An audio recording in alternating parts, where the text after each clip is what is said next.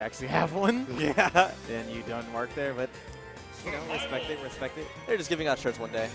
Balance Gaming's own Rio going up against CrazieCuban. CrazieCuban looking hot today, meaning his gameplay. I mean, I guess he's fly dude as well. No homo, but we'll stick with it. CrazieCuban looking hot today. It's not real? Oh, okay. If it's not real, it's not real. So basically, Rio telling us it's a host nation right now we're having. This isn't a real match. Okay, we're just getting the button checks going in. I haven't seen these two play. Chat, if you're watching, if you're listening, the last one of the most iconic sets in all of Gainesville history was between these two players. Do you remember? which was it during Smash Comp? It was during what was called Smash Comp. It's now called the Gainesville Stock Exchange. It was the Falcon Punch of a lifetime. CrazieCuban was playing Toon Link. Rio was playing Falcon and landed one of the sickest Falcon punches in Smash 4 history to date. Basically ending CrazieCuban's career as a Smash player. That's our joke in town. We basically say, yeah, man, Rio ended your career, dude. But here he is today, going up against the Tyrant himself again. He hasn't been playing for a while, so he is here in town. Definitely dope to see him in action. So we'll see how he kind of fares here today. Hold on a moment. Rio picked random, and it gave him Ike at first. Button check. They know what they want. What? They know what they want. They know what we want. They do. But Rio actually opted to pick Roy. Mr. Cubano Loco. Sticking with the Jigglypuff main.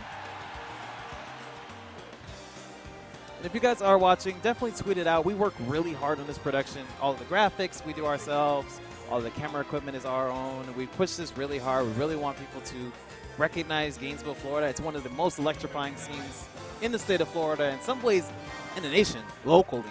When you watch the local streams, they're kind of a little bit boring. We try to hype it up a little bit. Of course. And the players here, we're very theatrical with the way we play.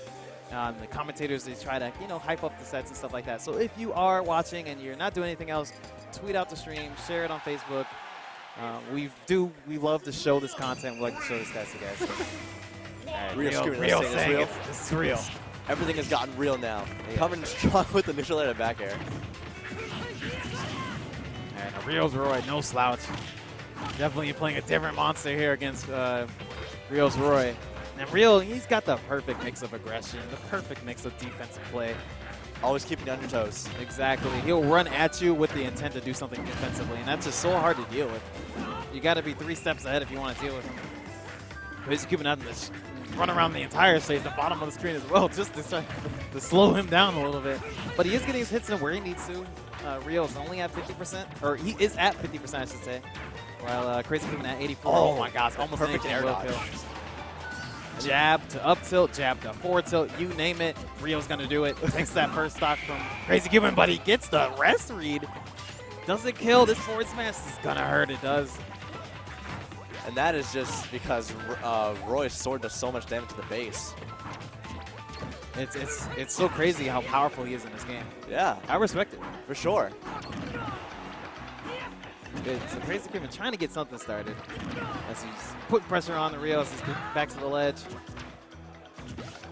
Hoping, praying for something to get going. Trying to get the up tilt come out, but he got interrupted by Rio's sword. And you see that air dodge from CrazieCuban. He's very There's good at that tilt. up tilt. Taking that stock, getting a little bit of a time with the down tilt. Or down, just holding down a little bit. Just tapping down a bit. Traditional teabag. I like what I'm seeing from CrazieCuban. I know I've been talking about him all day. Yeah, but he he hasn't been here in a while. It's a good reason to. hasn't been in months. Yeah, it's a long time. Let's see if he can steal a game here. Oh, he tried to anticipate the kill option at the ledge. The bread and butter. So good. Again, Rio has been practicing, man. He's really trying to get in when it comes to his Fire Emblem characters. He wants to show people what he can do at Fire Emblem Saga, which he will be at. And every time he pulls something out, every time he has one of these characters on screen, something crazy happens. At least in one set. He loves to showcase him, and he gets that lead, and he's like, all right, well, I'm going to go for that one kill setup that basically will kill me anyway, but you're dead. The one that you can't come back from. So these guys talking it out, joking around. Sentiments to Dreamland 64? Pretty good platforms. All right, so we're going to see this interesting matchup once again. Get somebody to adjust that camera over there. But Dancing Blade, such a good tool to start damage on players with low percent. Rio getting 2 very quick ones. Now, another thing that certain players didn't like so much from CrazieCuban is that he was never afraid to time you out. Yeah. So if he has to, he will slow it down to get on the scoreboard. He will slow it down to finish out a set. Oh. Rio's been playing against CrazieCuban for years. I think both CrazieCuban and Rio are from the same cloth in terms of like when they started playing Smash. They're both kind of like old men in the scene, if you will, elders, if you will.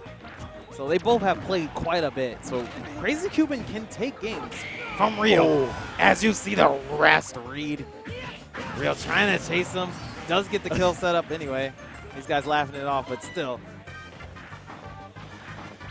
All right, so far so good. Had close games. Let's see if I can get a little bit better angle for Rio. Okay. Jeez. Sports everywhere. So both players right now are trying to call each other out on these jumps. CrazieCuban putting on so much pressure. Oh, he's reading almost every single one of Rio's grab, and every time Rio jumps, he puts out a forward just before Rio puts out his. The back air just barely reaching, barely not reaching. And and he rolls in for the rest. That was a long distance effort. I don't think you understand. And chat, for you watching too, I don't think you understand how hard it is to take a game with Jigglypuff versus Rio. I don't think you understand. I don't think I do either. I mean, I've played everything. I've played everything else. It's like Fox versus Puff essentially, but you're like that other guy that plays Puff in your scene. You're not like Hungrybox. Yeah. That's basically how that matchup looks like when you're playing against Rio's Roy and you're playing Jigglypuff. Wow. He can get the kill so efficiently just off of jab at low percents on Puff. So it's incredible he landed those 2 rest reads. But getting right back into it. And now that we have an Ike on screen, it's going to be a little bit harder because that sword has a little bit more range.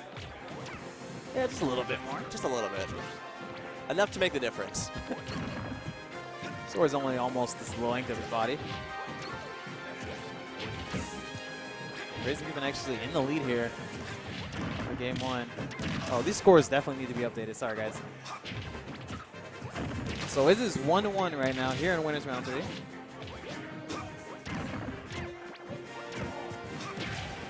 And we actually have a very even game here. Oh, CrazieCuban just trying to run away from Ike. Jigglypuff's so slow too. It's very unfortunate. At this level, it's about as even as it can get. This is like just a great thing to watch.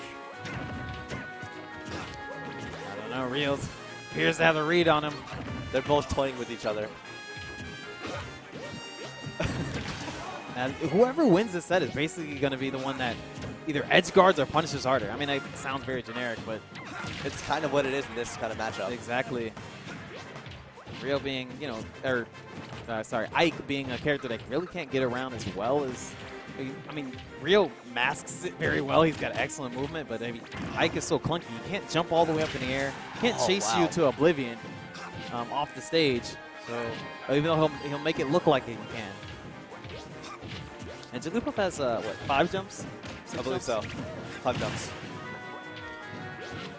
So patience is definitely a game you'll have to play if you see Jigglypuff go in the air.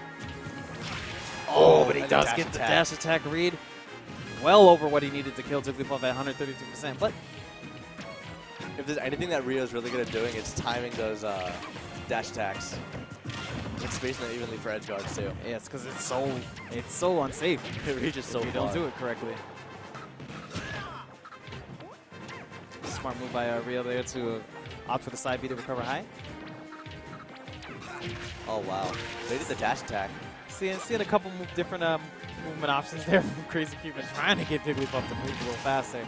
That air dash is so long. Oh. This man is a madman.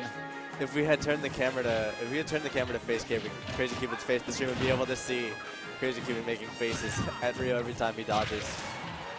And there's a dash attack coming out, not being able to kill Jigglypuff even at that high of a percent. Jigglypuff at easy kill percents, and Rio also the same. And oh, that was actually really close. Almost killing him by 140%. Then he uses the platform. He uses that secret Ike Ike tech. Yep, and that's just gonna do it. That secret Ike tech allowed him to react. Well, even if, well, yeah, like if CrazieCuban had jumped up and did any kind of attack, Rio would have been able to attack due to the auto-canceled side B quick draw. Yeah, it's